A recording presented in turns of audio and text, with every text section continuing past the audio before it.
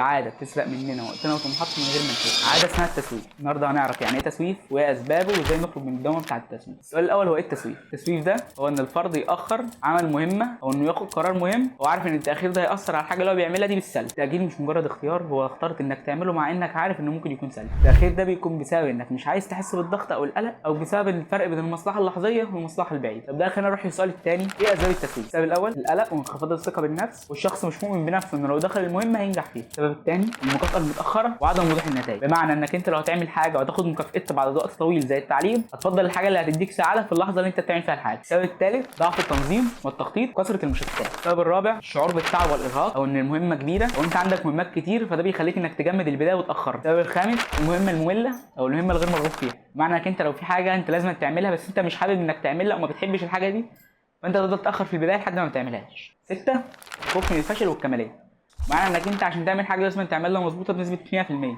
اثبتت الدراسات ان اكبر سبب للتسويف عند الطلاب هو ضغوط المذاكره، تعدد المهام، وضغوط الاهل، والخوف من الفشل، والعوامل التنظيميه مستقدره الوقت والكماليه. ده يخلينا نروح للسبب الثالث، ازاي نخرج من دوامه التسويف. اول حاجه المفروض تفهمها السبب اللي انت بتسوف عشان. لو السبب كبر المهمات، الحل انك تجزأ المهمه لمهمات صغيره في البدايه هتكون اسهل والدافع النفسي هيكون اقل. لو السبب دي الوقت، تحط ميعاد لكل مهمه انك تخلصها عندها، ده هيزود الدافع وهيقلل المواطن. انك تعمل بيئه مناسبه للمذاكره، تكون في مكان هادي وبعيد عن المشتتات. انك تستخدم جدول يومي او اسبوعي وده هيسهل عليك كتير. وانك تحط لنفسك مكافاه بعد كل مهمه تعملها، ما تقعدش تقول المهمه صعبه ومش هعرف اعملها، قول ان دي حاجه مهمه وهتقربك من الهدف اللي انت عايز توصل له. وانك تهتم بنومك وصحتك. التسويف مش مجرد عاده سيئه، ده سلوك نفسي معاق بيرتبط بالقلق والكماليه وضغوط الحياه. اي شخص يقدر يتغلب عليه لو فهم اسبابه والخطوات اللي المفروض ياخدها. ما تنساش ان كل دقيقه هتستثمرها في نفسك دلوقتي هتوفر عليك ساعات من الندم.